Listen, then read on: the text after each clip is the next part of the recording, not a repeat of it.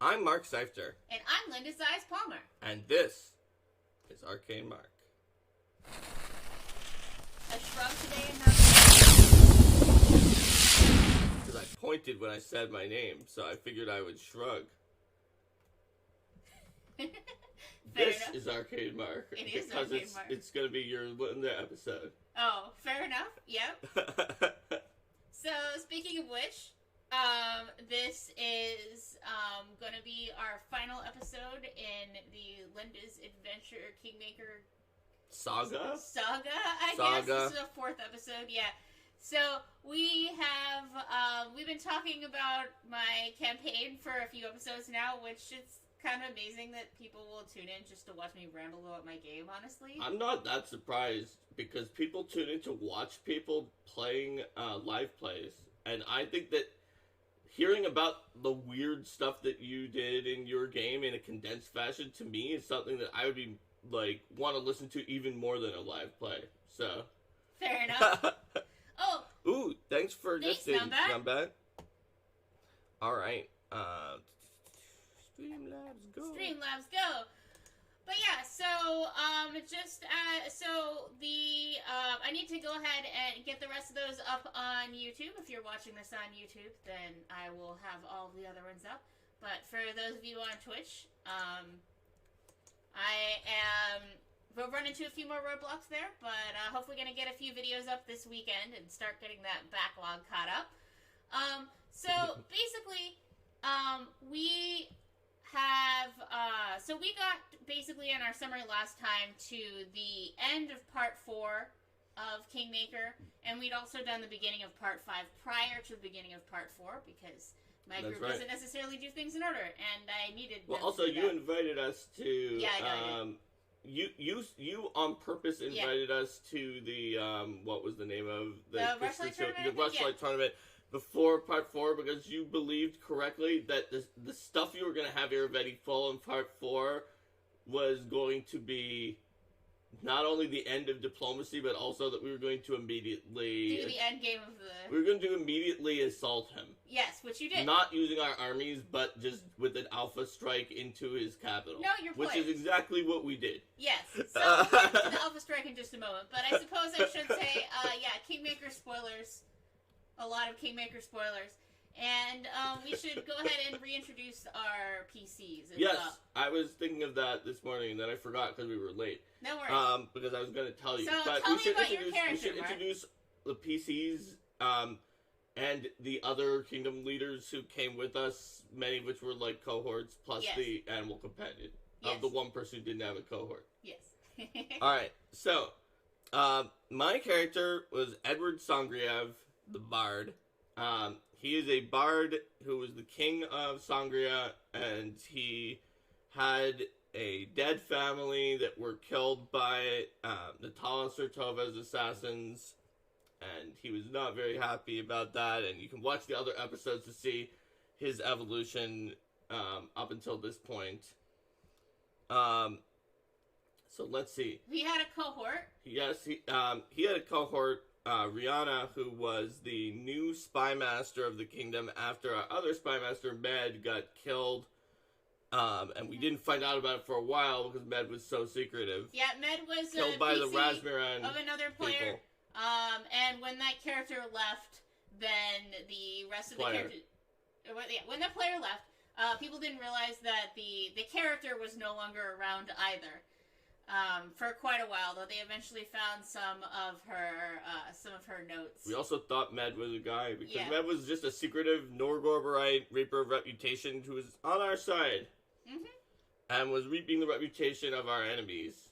And you also discovered things like that Med had been intercepting some of your mail that she thought was going to cause you more issues. Like... taunting letters from the Sertovas never made it to you. Yep, that's true. So that was Med.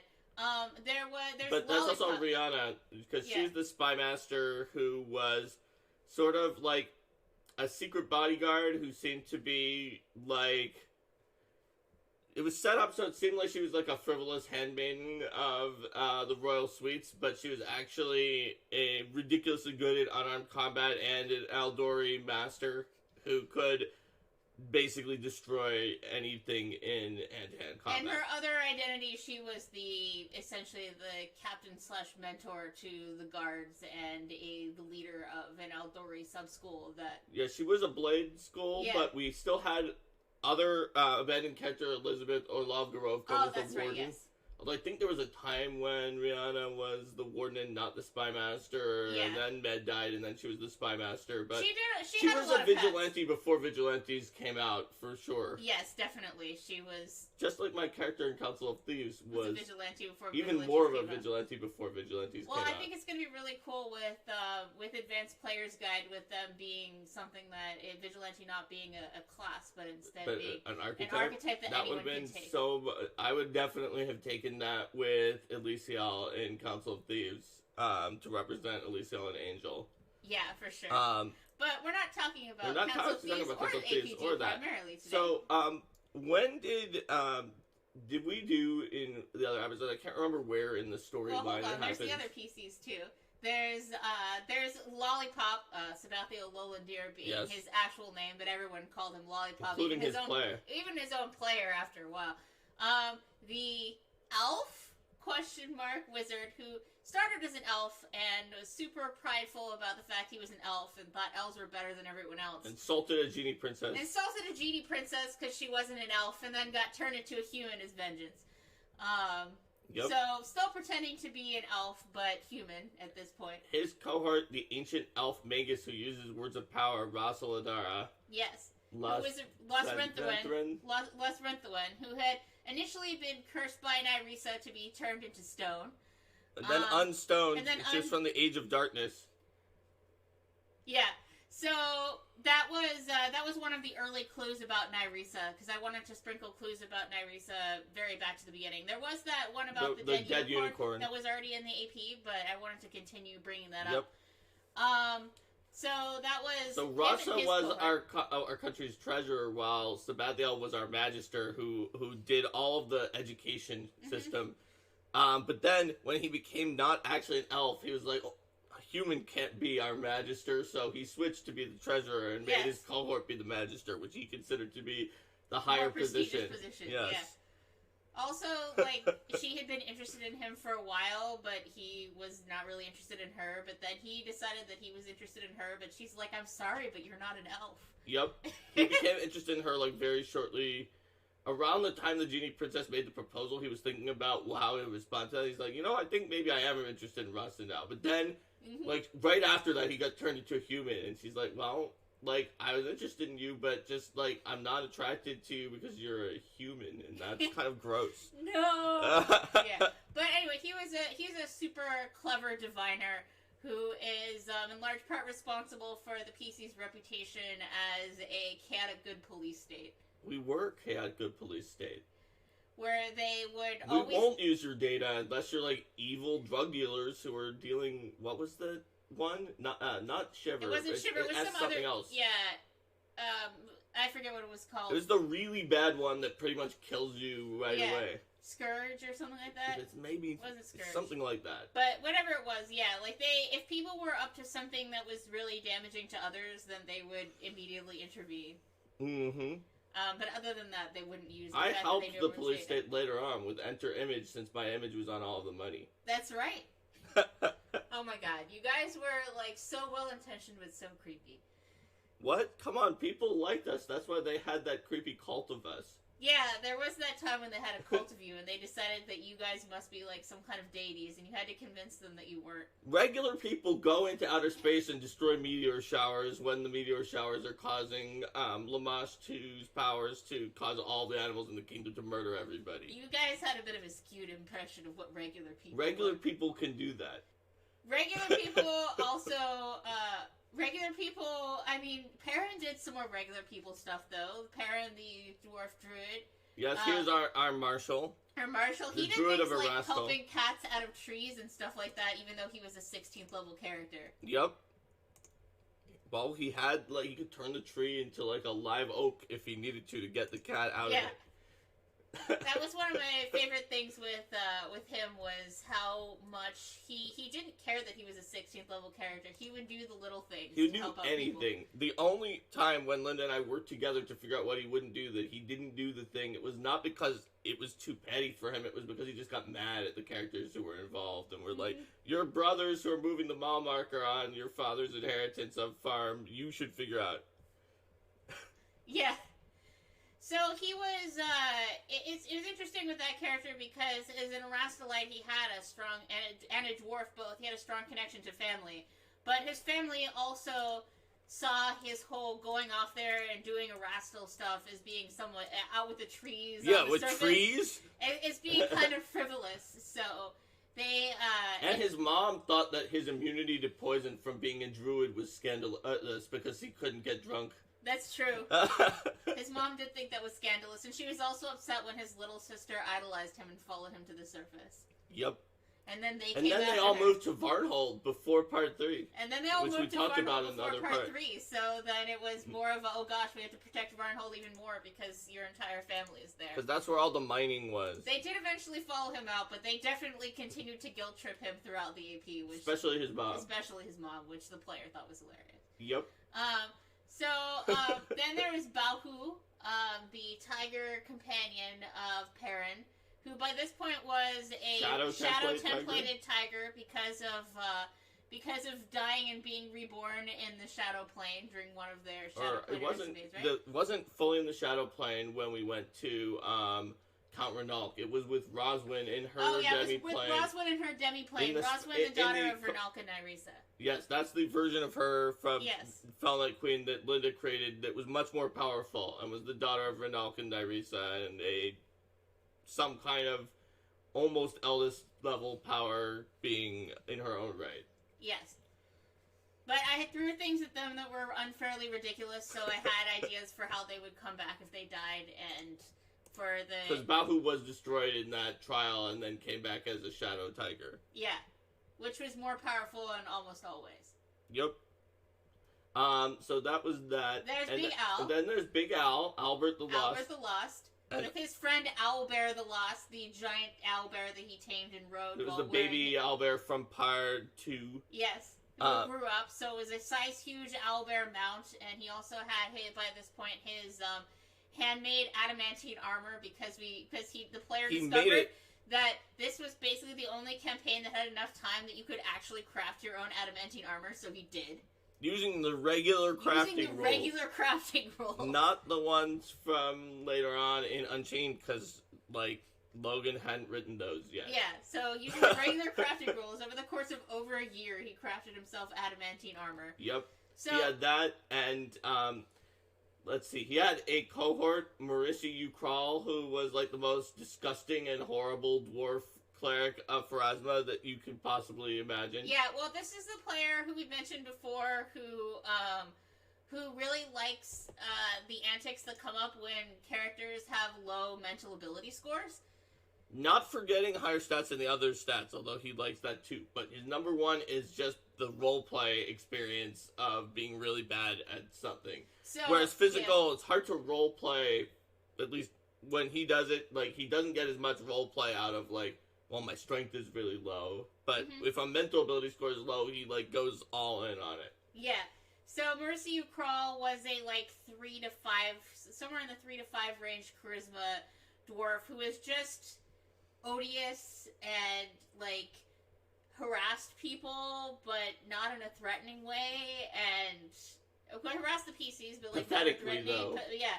So it was just, gross and unpleasant. Yup, and Linda played all the cohorts. Yeah, it was hard for the PCs to, she didn't come along a lot of the time because the other characters found her too disgusting, and the player laughed every time that he couldn't convince the rest of the PCs to bring her along. Yep, because our default was not to bring his cohort, because she was terrible, and he loved it because he's like, yeah, that's what you should do if someone's that bad at charisma. Yeah.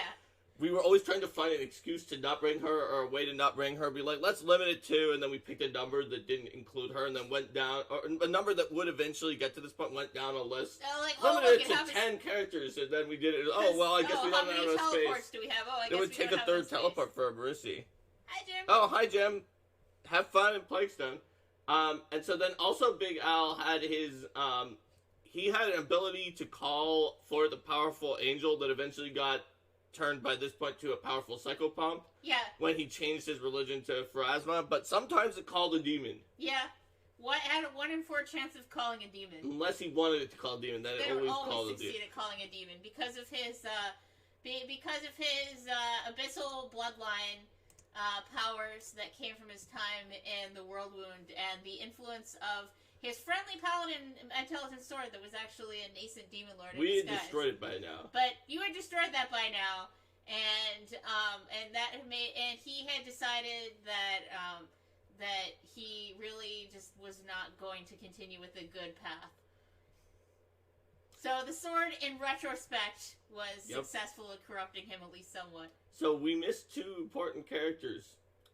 Thrash, the Thrush. Yes. The familiar of the wizard, Lollipop. Who was himself a first level diviner by this point. Because he drew a card from the Hierodeck of Many Things that said that he gained a level. Yes. So he is a first level wizard Thrush who had his own familiar that was also a Thrush. Yes, that's correct. Because he was having romantic problems with female Thrushes because they all were animals and he was a magical beast. But then he had a familiar who was also an intelligent Thrush. Yes. I think his name was Thrash mostly because of the fact that the players, when we asked, like, what's the name of your familiar? And I think he was, like, saying Thrush just to say that it was a Thrush and he didn't have a name, but he said, like, Thrash.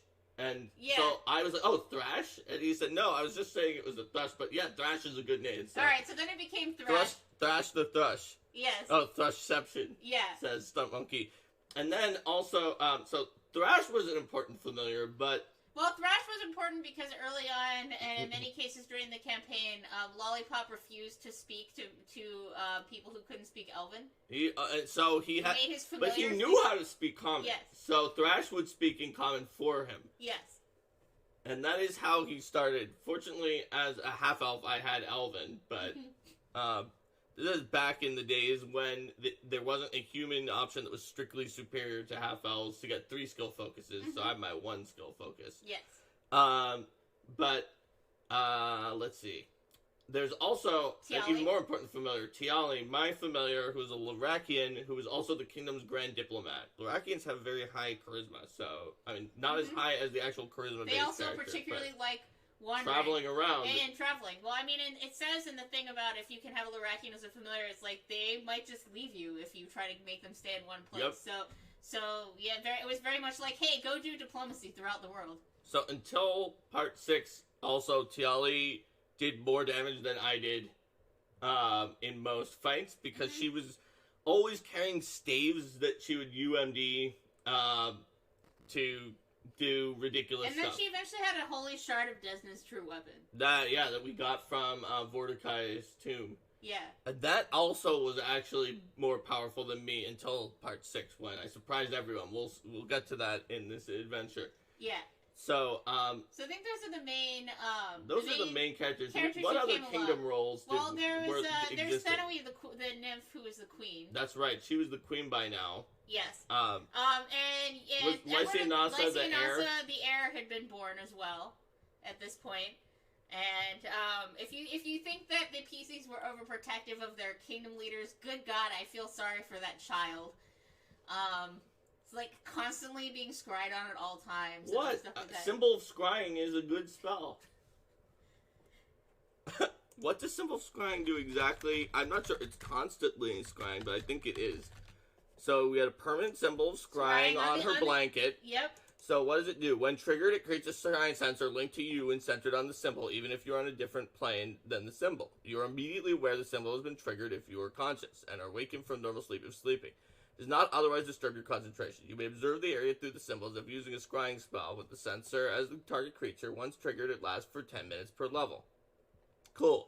So yeah, anytime there's someone near the blanket, which there always was, or on something, it was on something or her crib or her blanket or somewhere such that we were constantly scrying on it. Yep. Yep. And you had several powerful guards watching her at all times. That's right. Well, I know Irvetti too well. Mm-hmm.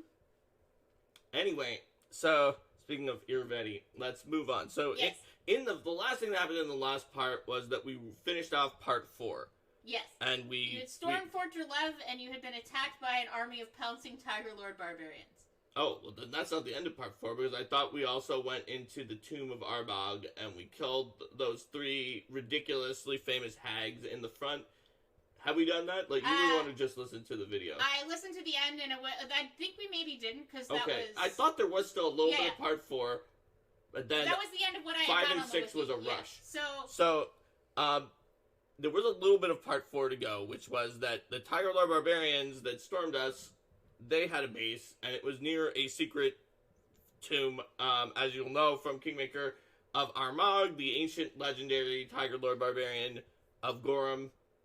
So we went there. There was this coven of hags that were like, wow, these guys are famous. And we killed them. Mm-hmm. Then we went inside. And they were the coven that was giving Irvedi his mind They blanks. were his original coven, but then he had a backup coven. His original coven was giving him the mind blanks. Then he had a backup Or no, coven. he actually, didn't he also had a hag-born changeling sorcerer who also was giving him mind blanks, who we also killed in part 5.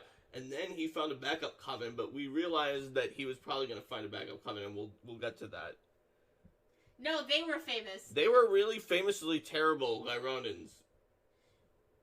They were just famous, a coven of hags that were famous for doing horrific things all across the River Kingdoms. And we were like, wow, we recognize these famous, horrible hags. Let's defeat them. Yes. We usually didn't kill people, but I think hags can get to a different level, especially... And people who speak Aklo. People who speak Aklo prove themselves to just constantly be trying to murder us. Yep. So that was the meme.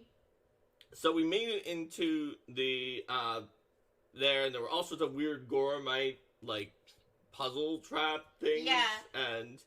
So a bunch of terrible things they with didn't giant want you, blade barriers. Yes, blade barriers, and they didn't want you to use magic. And iron walls that you couldn't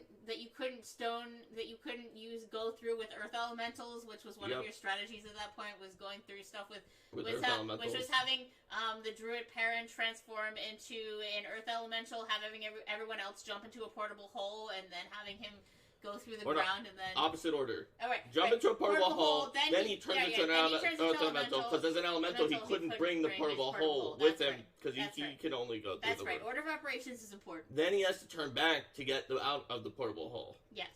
That was an infiltration strategy, but didn't work because the Lord in Iron's fortress was iron walls. And all sorts of weird things to screw up our magic, but we eventually made it to the place where there was this ridiculous barbarian and this mythic Hierophant cleric guy. Yeah, so the ridiculous barbarian would never die as long as he was Hierophant was alive. Or even go down as long as the Hierophant was alive. So they had to defeat the Hierophant first, and the Hierophant was using like mythic blade barrier and heal and all, like healing him up to full all the time and just generally being really obnoxious. It was pretty obnoxious. Yes, bottle of air. Joe is correct. They did have a bottle of air by this point. Yes. Yep. So, anyway, we were able to defeat them, and we got Bane, the sword that turned you into Armagh. I think that was one of the encounters that scared you guys the most, because you didn't realize initially that you had to defeat the cleric. Or you had to separate him from the cleric, and he was just like, he would just never die. No matter how much damage you dealt. The cleric was also very hard to kill. Yes.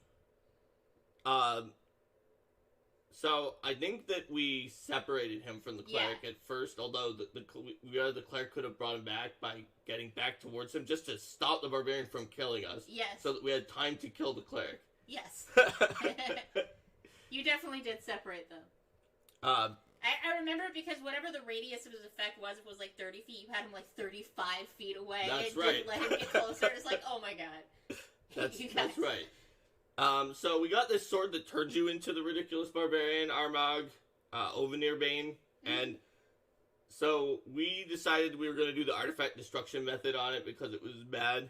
Yep. It was too dangerous. You didn't want to do that. So that was the second artifact you destroyed after the Eye of Ridiculous. No, sorry, the third artifact you destroyed. What was the other one we destroyed? You destroyed the Jehi's sword.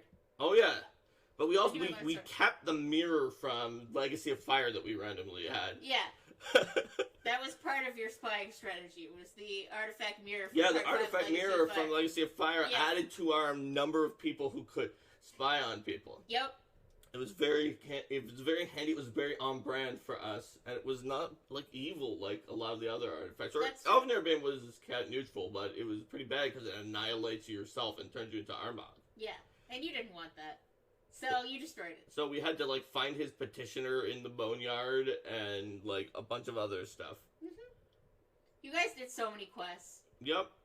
Well, even from more sparse hints, because we had one of the overarching quests was finding the shards of Nyrisa. Mm-hmm. And that was one that I added to bring more Nyrisa information into it. And I'm not sure if I mentioned this in an earlier episode because the file was in a bit of a weird place that I found while I was doing it today. There was a weird Norn who told us where they were. You had a Norn who came to you and told you where they were. She was a Norn servitor of Metha 3.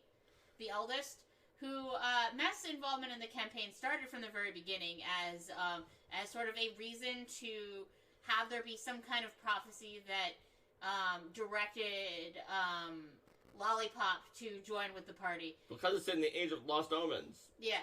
So you don't have the fully reliable prophecy anymore. It's more that this eldest reads so many strands of fate but doesn't know exactly which one is going to happen. But her influence was sort of in the background, as in a similar way to how in now that I think of it, in Skull and Shackles, Besmara was in the background. Pushing things in a direction. It was sort of a justification for me to get the PC's information that I wanted to get. Yeah, Stump Monkey says prophecy-ish. Prophecy-ish. It's sort of not a prophecy, but more of a she just wants it to go down this branch of, because she has this pool where she can see a lot of potential futures. Mm-hmm. It is more of a wish fulfillment where it's like, I like this future, now let's see if we can get it there. Yeah. However, the way she did it was by making Lollipop's master, Lollandir, who trained Lollipop, think that he got a true prophecy. And then Lollipop couldn't reveal exactly what that was because he knew that my character didn't want to do this. Yes. And that I would just say, oh, you got a prophecy in the Age of Lost Omens? Yeah. I've got 100 random people raving on the street and asking for copper pieces who you can join. Yes, exactly. So he thought it was a true prophecy, but it wasn't a prophecy. It was a fake prophecy created by a deity who knew that it could be true, but that it needed to be fulfilled. Yeah. Yes, it was very complicated. Yeah, everything was pretty complicated. We only found out about some of that later, but when the Norn directly came to us, we were also, like, pretty standoffish and did not want to actually listen to the Norn. Yeah, because the Norn was like, well... We don't like being pawns in other people's schemes. We're chaotic. Yep. And that was something that I needed to handle very carefully, the idea of the divine interference, so that it didn't feel like the player's actions were being forced. More it was the sense that this divine being was sort of allowing for there to be opportunities that the PCs could take in certain things, or allowing for them to have information that they could act upon that they wouldn't have otherwise had. And she implied correctly that something like the bloom would happen if we didn't get proactive, and that was true. Yeah. So a vector for Nyrisa information, certainly. So yeah. Anyway, we did defeat Armagh, yeah, and we finished that tomb, and with that, part 4 was done. Except for that we didn't pause. We paused a ton, just huge amounts in the other parts. If you watch the other videos, you'll see. But were some things that were unforgivable that had occurred during this part, such as like sending like ash giants to disease Fort Drelev, and sending a giant army of barbarians that nearly sacked and destroyed our third largest and third established city. So the adventure path both of those things had happened because Castruccio Iravetti did them. Yeah. So the adventure path assumes you're going to attack Iravetti with armies, but I knew that the PCs, when the time came, were definitely not going to attack Iravetti with armies because they don't want to risk anyone's lives. They want to take things into their own hands. Which and is we were using Legendary Games rules for rulership, and in there you could set like your militarism, and we did change from pacifist to peaceful. Yes. Because of the fact that, and that's why we had some defending army that could survive that. But that was still not enough that we were going to be able to invade Iravetti with a peaceful kingdom. Yeah, no, and I definitely had the Tiger Lord attack happen on your kingdom so that we could play around with the army rules, because we wanted to try them out, but we also knew that your characters weren't going to do so actively. And by them, we mean Linda's version of the army rules, which you can hear about in the other episode. Yeah.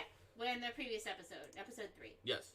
But we, so you guys went and you attacked Irvetti directly. You were just like, okay, now here we're gonna storm. We're gonna unexpectedly attack his palace. Yep. So it was pretty much the very next day. Boom! You prepare your spells and you jump in and you attack Irvetti. So starting underground, yes. Underneath his palace somehow. Yeah. I don't remember. Oh, I think it was that when I pretended to be an Anku and was sneaking up on him, I found a few of the places that were in the castle. Yeah, and then you were able to teleport into his basement, and you did. I think actually. Did you find out at that before about his about the Naga lover that he had? And you squired on her. Yeah. I think that's how you did. Yes, we found out about his Naga lover and squired on her because that's where we showed up. Yeah. And then you convinced the Naga lover that you shouldn't fight because actually Irvetti was a manipulative jerk and she should just dump him instead. Yep. Which is true. And then she didn't attack you, as I recall. That's true. And so you basically did the Irvetti's Well, she didn't speak Aklo, so. So then you basically did Irvetti's base in reverse, up from the basement. You fought, there was Rizatha the Remoraz. Mm-hmm. There were some, gargoyles with There were class gargoyles, levels. there were a bunch of advanced dire tigers. There were the advanced dire tigers. There was the were-tiger rogue, Allison, who attacked you guys as you were coming up. Allison. Yes. But it's fantasy Allison, so Alasen. Yeah, we just called her Allison. Yeah, you just called her Allison. But she didn't speak Aklo to you. Did she speak Aklo? Let's see. No, she didn't speak Aklo. She spoke Abyssal, but that's not Aklo. She didn't speak it to you, though. Yeah, so you guys came up from the basement, you attacked them. Allison, you were not able to convince to stand down, and neither the gargoyles. So you fought them. There were a variety of Pitax heralds around, but there wasn't much combat with them because they were pretty weak. I think we just sneaked. I think we mostly sneaked up once we were from the bottom into the throne room, which we thought he would be secretly in the basement. We didn't think he would be in the throne room. He seemed to be in the throne room. Mm-hmm. He seemed to be in the throne room. But he was actually, mind-blankedly invisible.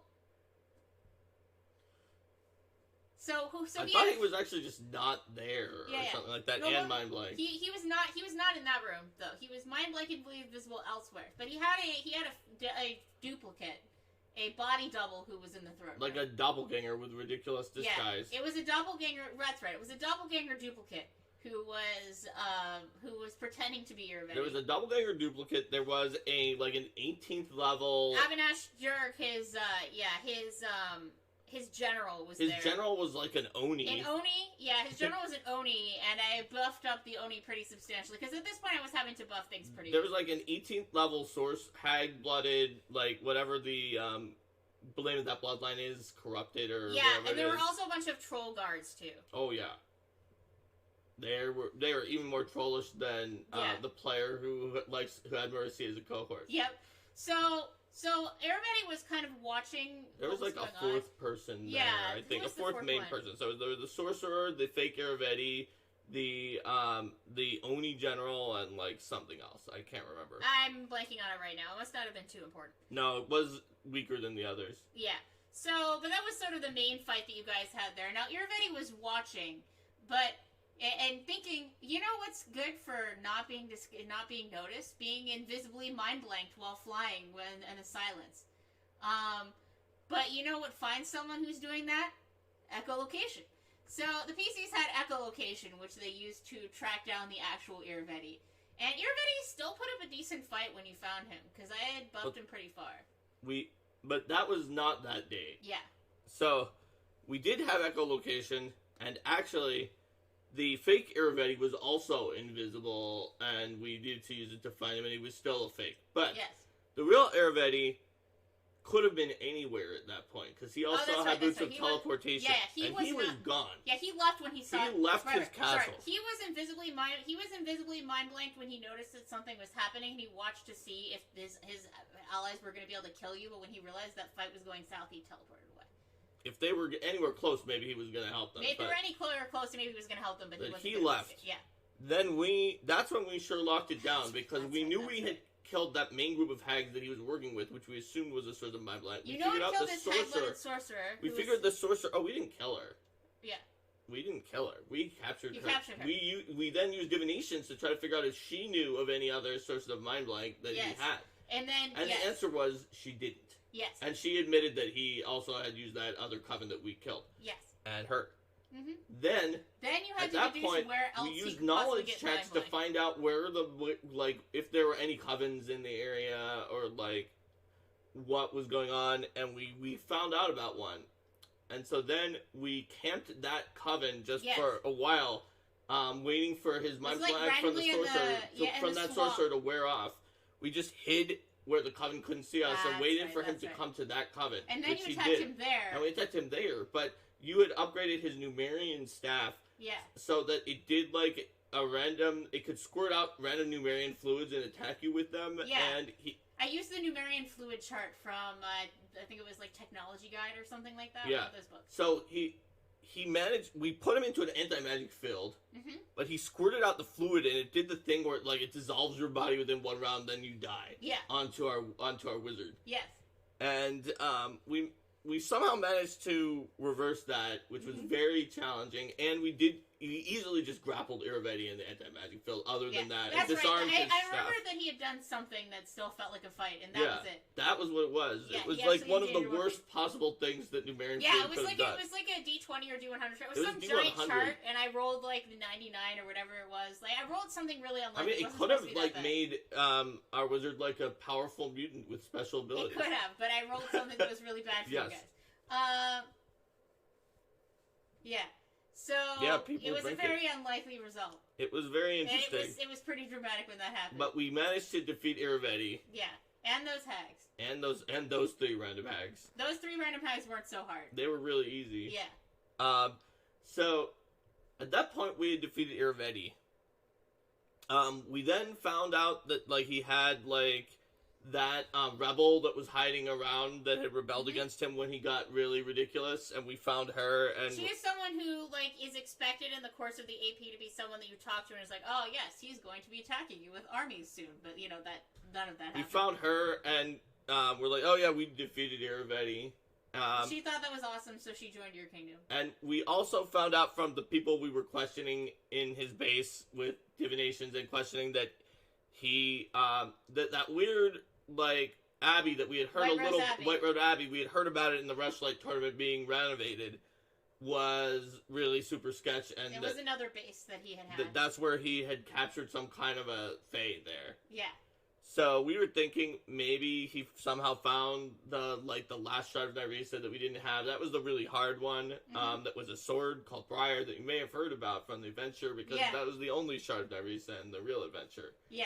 But everybody also had he had a legit shard, which we had tricked out of him already during the tournament. At this point, you had the one from Uringen, you had the one from Thornkeep, you had the one from Moralanthe.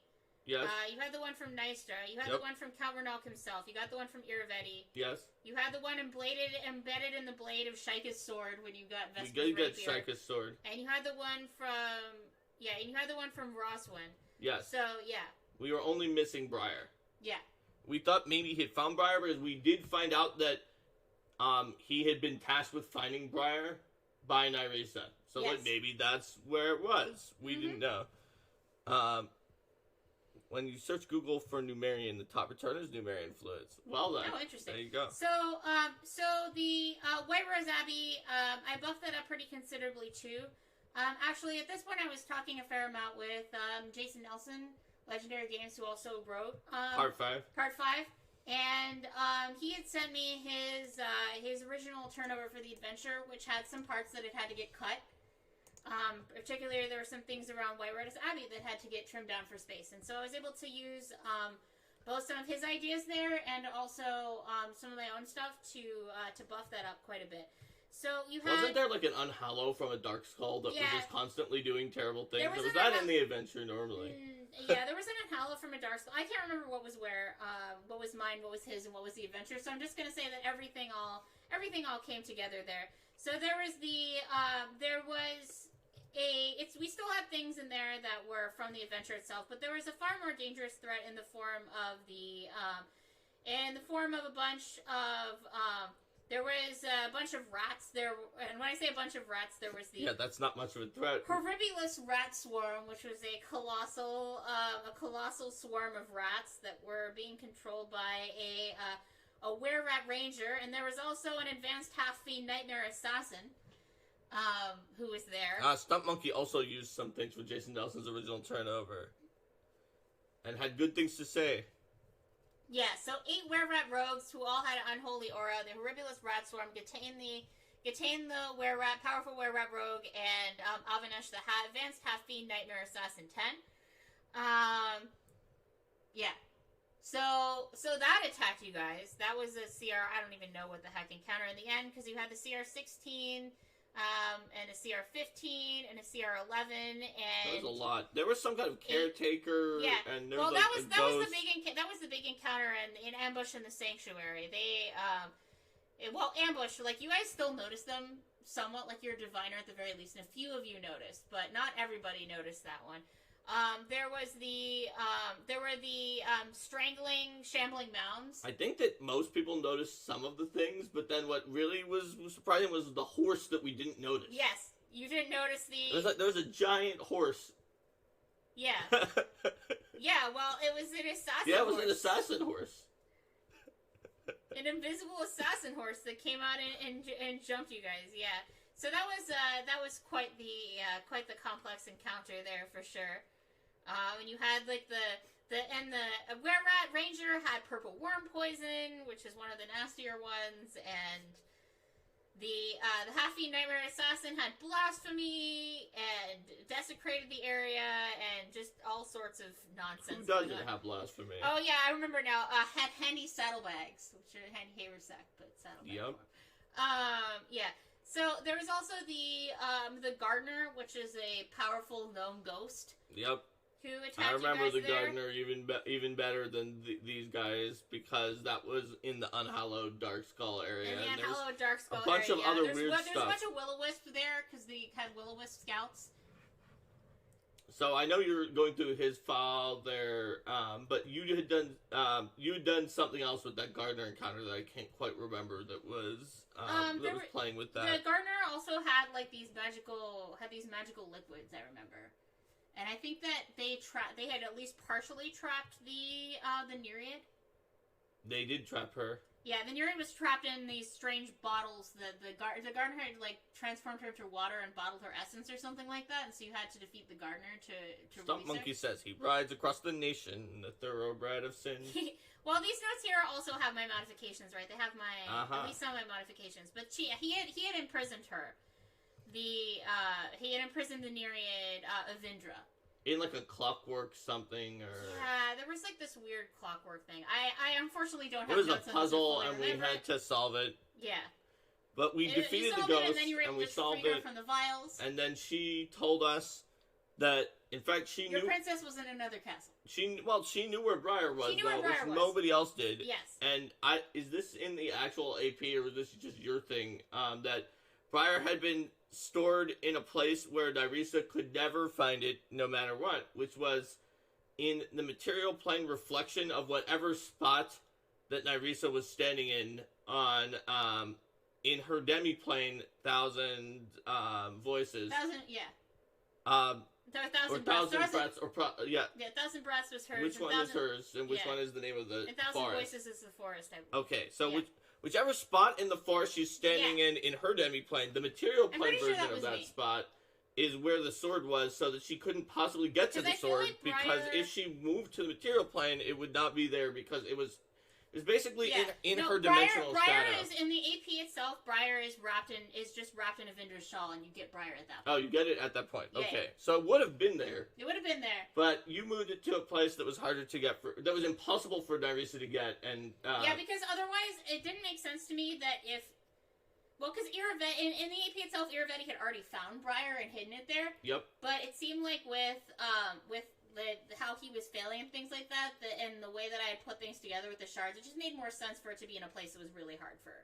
If she didn't know where it was because she couldn't find it. So it was in her shadow reflection. Her dimensional shadow. Her dimensional shadow reflection. That also required the PCs to do some things in the Thousand Voices forest, which I really wanted to play around with the idea of this forest that was partially connected to the first world. So that next day. They went into the forest, and they'd already found it. You had already found, I believe, the awakened horse formal animal companion of a druid that had disappeared. Yes. So you eventually found that druid.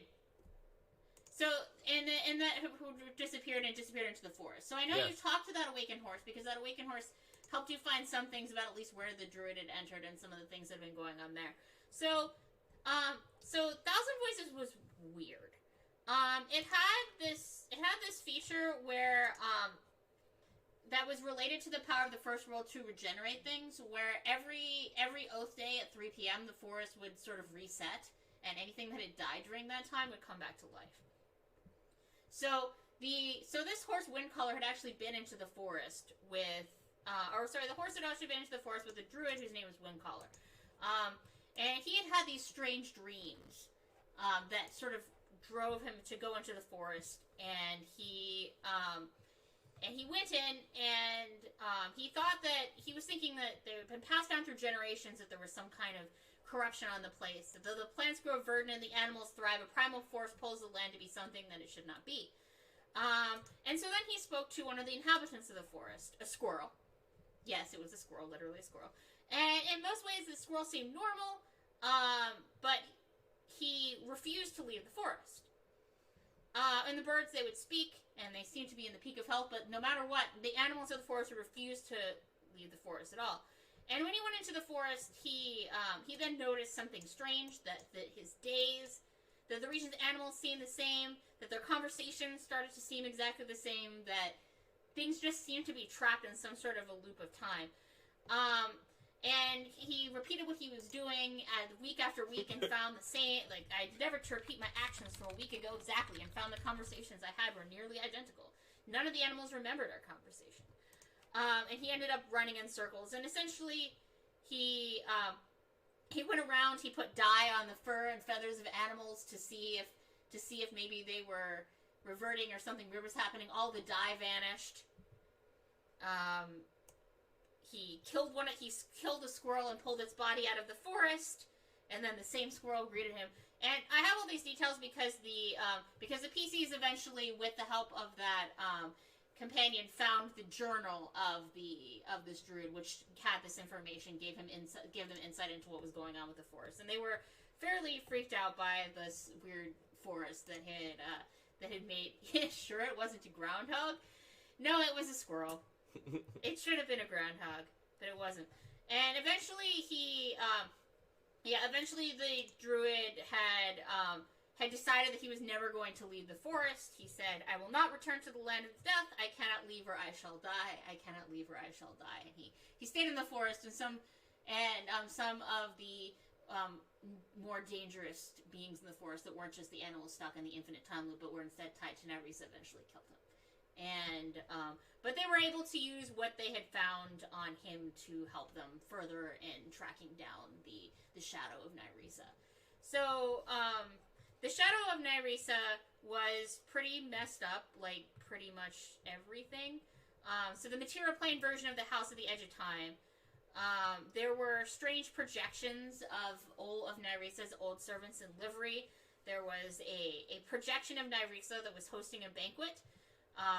And this projection of Nyrisa saw the PCs as various beings from the past. So, like, thought that Edward was one of Count Renald's representatives, thought that Big Al was a silver dragon, and thought that Perrin was a Hamadryad, thought that Lollipop and Rosso were a pair of powerful sorcerer twins who always traveled together. So this projection of Nyrisa kept talking to them as if they were these other people, and didn't really like when they tried to dissuade her of that notion, and so she started to become increasingly agitated. But really, it was when they took Briar that the entire place started to shake, and then Nyrisa's ghost attacked them, tried to possess the fighter, to have the fighter kill the entire party, because if you're something with a possession power and you know that there's a fighter, then you're going to go after that will save. You didn't have too much trouble with her, or with her one ghost we can handle, or with her 18 pixies that freaked out when you started attacking. So you defeated her ghost, and got Briar at this point. So at this point, you had everything that you needed. Yep. And you were able to combine all the shards into this. I forget exactly how you got the weird Shellin artifact of recombination that you had that you were using for connecting her pieces back together. We got that Shellin artifact. Yeah. But you had combined all the pieces. How did we get the Shellin artifact? I don't know. I can't remember anymore. It must have been one of your other side quests. That was a while back. Was it related to L? Oh yeah, it was probably related to L. But wasn't it? Your alternate identity. That the Harrow Deck of Many Things. That the Harrow Deck of Many Things split off an alternate identity, Cleric of Shellin, who then went to Chiliax and was working with your PCs. We used a wish to make ourselves into separate people. Yeah. So that you wouldn't be flip-flopping back and forth between your two alternate identities all the time. That's right. Yeah, that's right. That also happened. There was a lot of stuff that happened in this campaign. We can't remember all of it. But, so you guys at that point... But she didn't go to Chiliax. She went to Chiliax at some point. A little bit. Yeah, helped identify she mostly was going to places that did not have temples of Shellin. Yeah, but she gained support from your PCs from Council of Thieves. That's true. Anyway, so you guys, you guys had Briar and everything else at this point, and you also knew where Nyrisa's realm was on the first world, because you were in the material plane equivalent. But actually, there was one thing that happened before, because this was the next day. But I wanted the bloom to do something, the bloom being the manifestations of Nyrisa's effects. And so there was this ridiculous magical beast that I had attack you, Scarin, which I believe was from Tome of Horrors. A giant DR/adamantine beast, colossal magical beast. Oh no, wait, maybe this wasn't from that, because it has Call of the Earthbound, which I remember being an ability that you had come up with for a monster. So maybe this was from one of the bestiaries. But at any rate... Wait, it has Called the Earthbound? Yeah, or at least... Is that from, Bestiary? Book of the Shadow book from John Brazier? Oh, maybe from that. Yeah.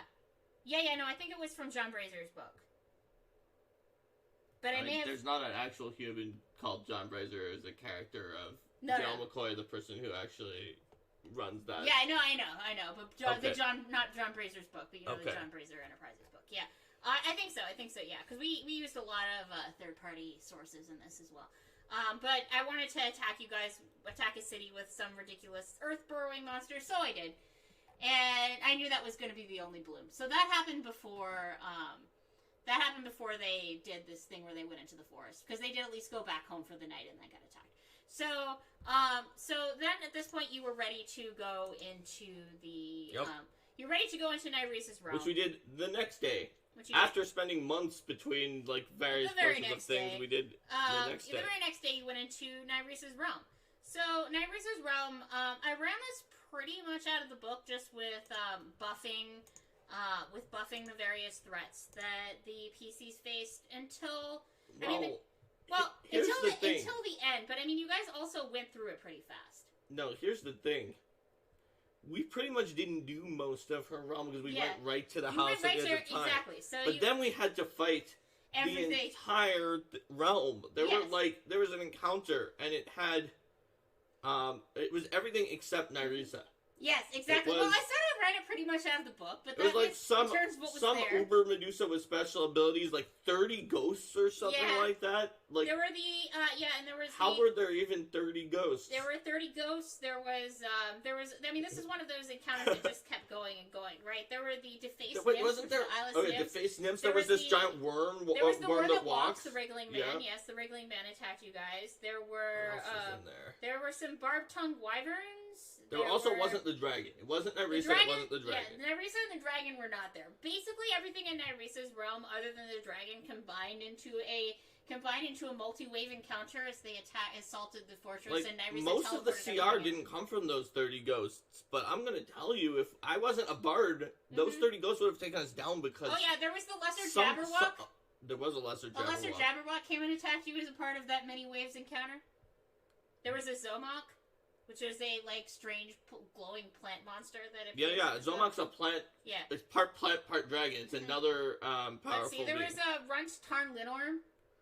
Yep. Yeah. So basically, it was. Yeah, but all of those other things are more powerful. But 30 ghosts, just with disabling effects, you're gonna fail like safe. It was 12.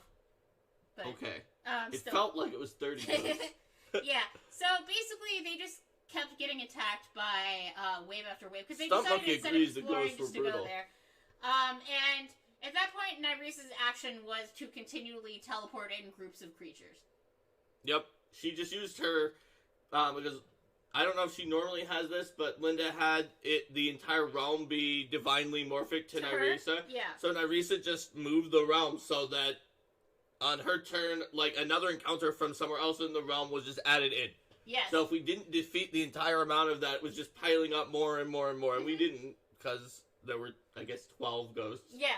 But you won. We did. I had counter performance and distraction, and I had to put both of them up. One of my favorite things that came there is that it wasn't a creature, but it was that exploding bear hazard. Oh yeah, didn't she teleport an exploding bear onto us? Yeah, well that was in the AP. The idea that there was like an exploding bear that you go in and then this taxidermy bear falls off the ceiling and explodes. So that was one of the things. So we just saw one time. It's like, what's gonna appear? That it turned Lenarm. It was because it was on her turn, and it was just a bear, a taxidermy bear that was in the air, and we're like, what? And then it fell on the ground and exploded. Yes. Its name was Explosion Bear. Very animated object. It's also sort of a drop bear. It is a drop bear. Oh my god, it is a drop bear. You're right. I wonder if that had anything to do with the inspiration. Okay. Drop bear being the dangerous, mythical Australian creature. But yeah. So eventually we did win that encounter. Eventually did win that encounter. And you, and then you went to engage with Nyrisa herself. So there was Nyrisa, and there was the ridiculously powerful, Great Worm Black Dragon that she had. Yep. If it wasn't Great Worm in the AP already, it was Great Worm when I did it. So this is the point where we determined which character had the most narrative power in this campaign. Was it the diviner who was constantly scrying on everybody all the time? Was it the bard who was also the king of the kingdom? The marshal who went around to every place and could transport via plants and created a garden with all sorts of plants so we could go anywhere? No. This is the fighter. Because the fighter had a mythic wish that he bestowed throughout this entire time. He had a mythic uber wish from the winged serpent, from a Heretic of Many Things, and he had the reforged with all of 9 parts briar. Yes. So he, stabbed Nyrisa through the non-heart because her love had been lost with briar, and then mythic wished for her to be restored and regain her love and not be this evil shadow of a thing that was created by the eldest. So at this point, a redeemed version of Nyrisa split off, leaving the corruption behind. Like this festering evil super evil. It's like all that was left of the amoral, terrible Nyrisa from her years of torture. Because those still happened even after he did that. There were many centuries of problems. So then we had a fight with evil Nyrisa and Great Worm Black Dragon versus the PCs and redeemed Nyrisa. Yeah. So there were 2 Nyrisas on the field as well, and this explained why also the Nyrisa wasn't able to use her divine morphism to the fact that the plan was divinely morphing her to totally screw over the PCs, because both Nyrisas were counter-divine morphing the field. Yep. Which mostly canceled each other out, which was good because I had two, like, mythic mystic surges, nymphs, and on different sides of the battle, and also the Great Worm Black Dragon to deal with. That was a really, really complicated battle. Mm-hmm. But, so, working together with the main problem being that just, like, her charisma, at least in your version, I think even in the original, was so high that her AC and her save were very high. But, I forgot about the thing that... Well, because Briar also allowed you to chop down her SR. But I forgot about, I was going to tell everybody why my character didn't do less damage than my familiar. Oh, yes. So, there was a point in time when we just had a lot of money and we were revving up for things. And so I just asked the party druid who had craft magic arms and armor to craft a thing for me, and I said I want it to be a surprise from everyone. And Linda said that was okay. I said it was only from the core rulebook. And I dropped a massive amount of money. So then, in the fight, when we went into part 6, and this also applied in that big giant fight, I revealed that my my +1 cold iron Feybane sword that we had found in that cairn at the beginning of the game had been upgraded to +5 holy cold iron Feybane sword. Yes. So, with my +5 holy cold iron Feybane sword, I was able to put in some actual damage in that final fight against the real Nyrisa. And people were like, wow, Edward, you actually did some of that damage. She was all sorts of spells. She was really hard to hit. She had a bunch of pre-buffs. Your diviner had to rip a bunch of those down. But her saving throws were so high that just we had to use attack rolls. Yes. Because they were like +30s. Yeah, no, they were ridiculous. The low ones were in the +30s. Well, I mean, even in the AP itself, they're 32, 35, 41, and Yeah. That's really hard, even though we had some really unfair save DCs. Yeah. Well, the diviner was at least able to dispel some of her stuff. Oh, yeah. He just used things that didn't have a save, but his typical thing of, like, dazing spell, that wasn't going to stick. Well, I'm glad that you just weren't able to dazing spell her down. Yep. That's just, like, actually legit fighter. Even if he used his usual limited wish strategy to give her a -7 on the next save, she still was going to make it. And she had a lot of quicken stuff that she was doing, and other Nyrisa was doing stuff. And there was the Black Dragon. And there was the Black Dragon. Don't forget the Great Worm Black Dragon, who was also going around and mauling people and breath weaponing and stuff like that. So it was quite the fight. Yep. But eventually they prevailed and defeated the dragon and the evil Nyrisa. Yep. Leaving and this caused the evil Nyrisa to be completely destroyed and the repaired Nyrisa to take control of the realm. Yep. And she started trying to repair the realm. And she started repairing the realm. And it was at this point that Mech the 3 showed up. Because she actually had been involved a little bit in the background there, because prior to helping with a little bit of the divine morphism stuff, because I just didn't want to have to deal with it completely at all times. So it was like, okay, she's kind of countering a little bit of this, and then also leaving it so Nyrisa can only continually drop encounters in. And then when you got the other Nyrisa, she was able to stop doing stuff, because the other Nyrisa was handling it. So, like, then she shows up, and there's a chance for the PCs to be like, okay, what the heck? Because I did want a chance for the characters to ask questions about what they didn't understand about what super confusing stuff had been going on. Because there was a lot of super confusing stuff. And so she was very forthcoming with the PCs about answering the questions so the players would know, like, what was going on. And then she revealed that the Bard's family... Well, hold on. Yeah. That's not what she did. No, she didn't do that just yet. Yeah. So the first thing she did not do that. Yeah. She didn't do that at all during her appearance. No, that happened later. That's right. That happened later and randomly. Yes. So it was sort of like a postscript of the campaign. So, I think you probably remember this a little better than I do. Yes. So why don't you tell us? So she revealed some information and then she left. So we went home and it was over and we had won and we told everyone, victory, Nyrisa has been redeemed. And we found that there was a weird plant that was growing in our garden that That's had right. like one of every plant that we could transport via plant through that the druid had made that had never been seen before. Mm-hmm.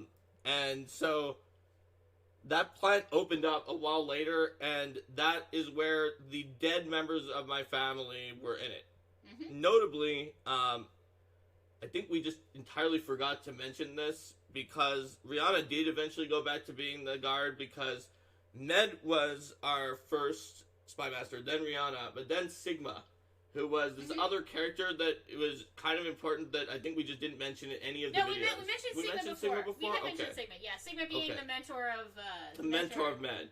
You guys just didn't know very... Sigma gave you guys some other information. Edward figured out that Sigma, like sort of near the end, that Sigma was actually his little brother who had survived the massacre by using the family's boots of teleportation. Mm-hmm. So he was not in the plant because he was actually still alive. Yeah. And then all of the dead family. Of Sigma, and Sigma just didn't want to give information. Yeah. Yes. Sigma didn't know how you would react, and he felt like after so much time it was hard to explain. Yep.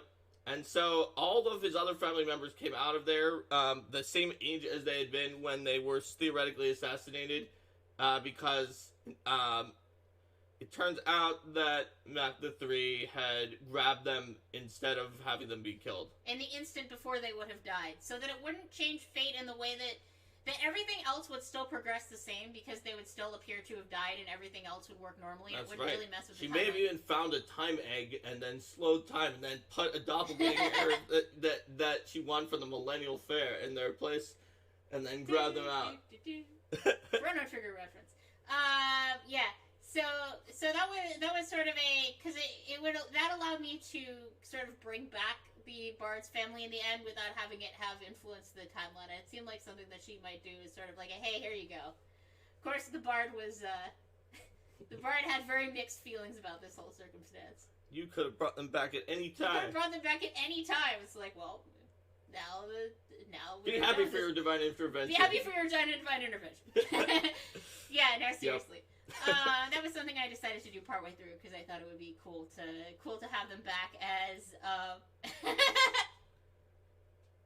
Yep. Yeah, Mark's just like, what? There's a reason I remember what Linda did better than Linda remembered it. That was very surprising. It's very surprising. Yes. Leshy shrug. Leshy shrug. Yeah. So.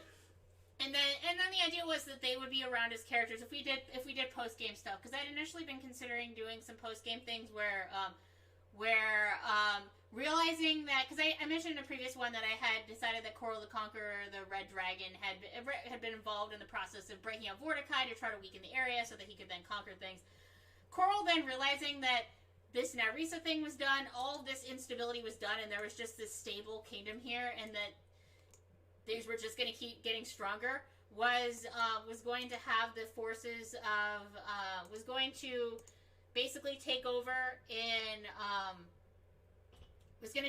Brevoy and trigger a civil war and bring in a bunch of other draconic reinforcements that he had standing by. So it was going to be essentially the northern half of Brevoy versus the southern half of Brevoy plus the PC's kingdom.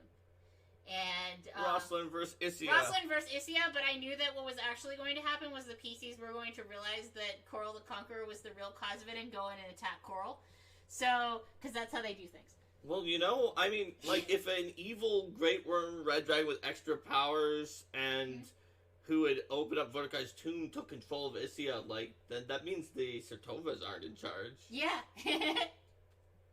Yeah, so things are better, right? Like, Coral Rogarvia...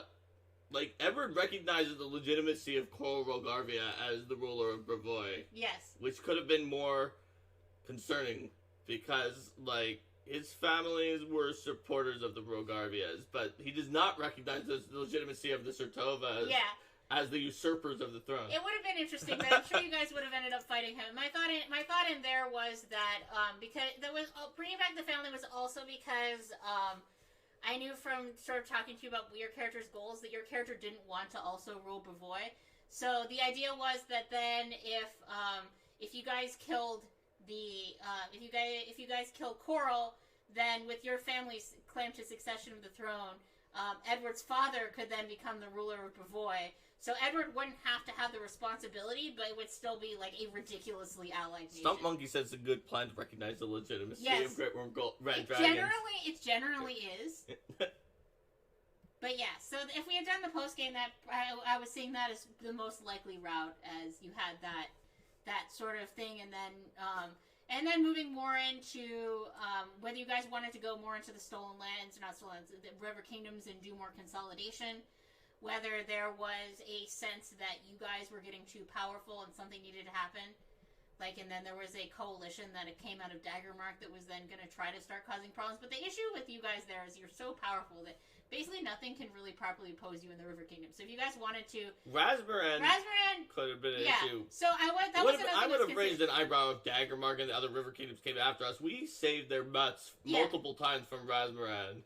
That's what I was saying. It's like maybe people would have problems, but they couldn't really necessarily do something. So Razmir, so probably where I would have gone if you guys wanted to continue the campaign was after Coral to have conflict with Razmiran, in which Razmir himself tried to take you down.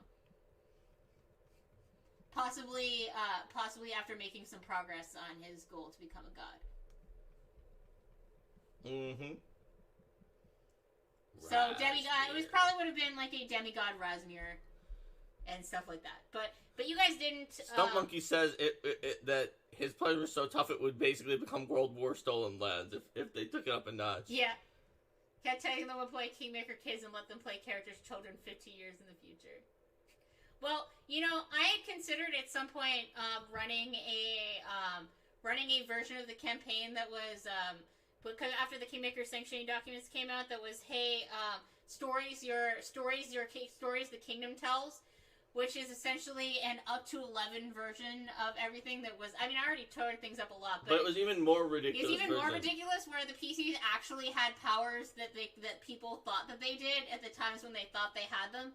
So the PCs would have the PCs would be mythic the entire time and have all sorts of abilities, but then their opposition would also be multiplied into ridiculous levels. So essentially, a story-based retelling of the campaign based both on how I think people would have told things, and also a lot of input from the players to determine how they would have spread their own legends and how that would have influenced encounters. So, like the time that we teleported into outer space, fought a bunch of demons, and then used intelligence checks to figure out which meteors we need to shove a little bit to undo the formation would become probably just Hadouken up into the sky.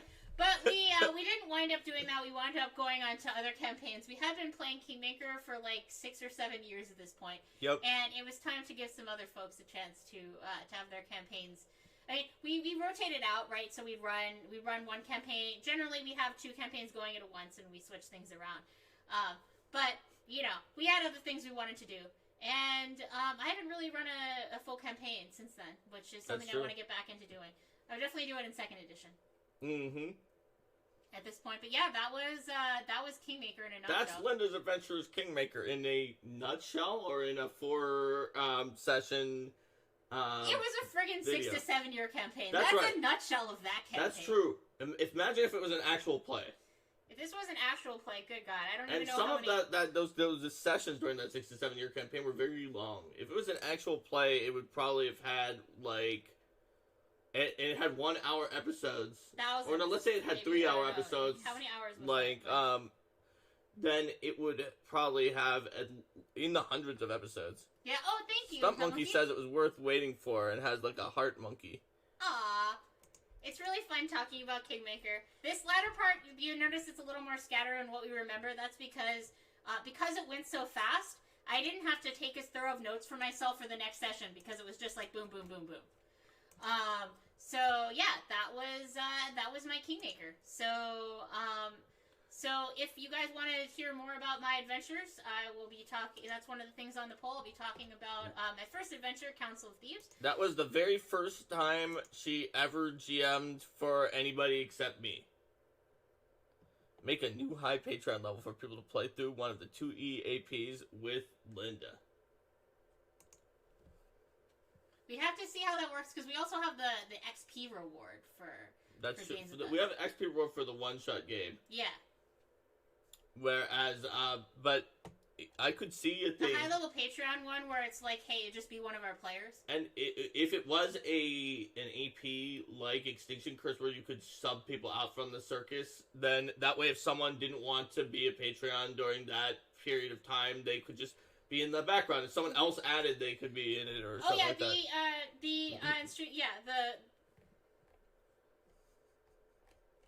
Yeah, I could definitely see that because we could have it for multiple ways. It's like, hey, do a one shot of your choice of like we'll run whatever versus like this is my game. Here, join in this and we'll work out how you're gonna be in that.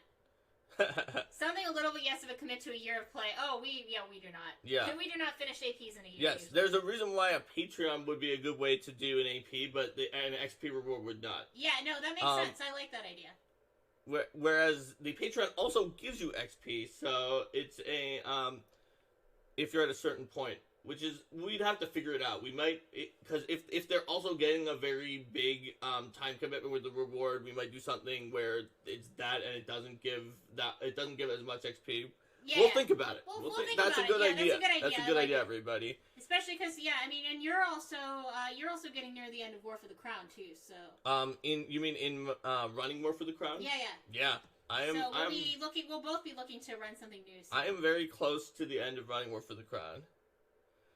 Stunt Monkey's Kingmaker quote only took 4.5 years. It was short compared to Linda. Well, Linda did create that entire Lost Larn region that was as big as the original Stolen Lands Plus, map. we totally had sessions where there was no combat, and there were long sessions, like 8 hours with no combat, because you were exploring different aspects of the setting and meeting new NPCs. And we didn't talk as much about those little moments, because both are harder to remember, and they're probably not quite as exciting, but there was so much. But, I mean, the content you created for Lost Larn was about equal to 1 AP volume. Yeah, that's true. And I also plugged in a bunch of... The Lost Volume. And then it was like, and then we'll also do the Harrowing, and we'll also do Crucible of Chaos, and we'll also do a weird version of Fell Night Queen that is shorter, but and also very different. And we also did a good chunk of Part 5 of... Legacy of Fire. Thanks and to the card that we drew. Thanks to the card you drew, yeah. Oh yeah, that's true. We also were getting wishes every year from Shazatha Reed. Yeah, that's true.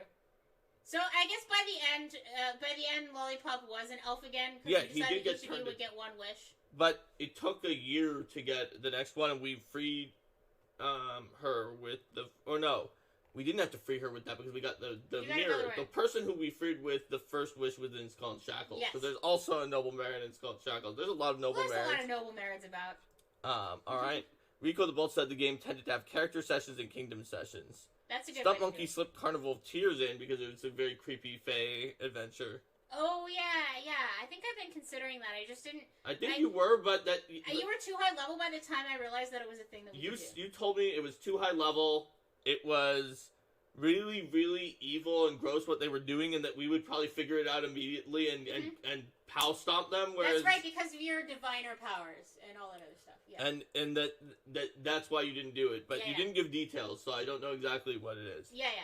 But I think it's a really good fit for a lot of groups, for sure.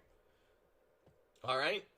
So let's say goodbye to YouTube and then figure out what our next episode is. So guys, please vote if you haven't already. So first, bye YouTube. See you next time.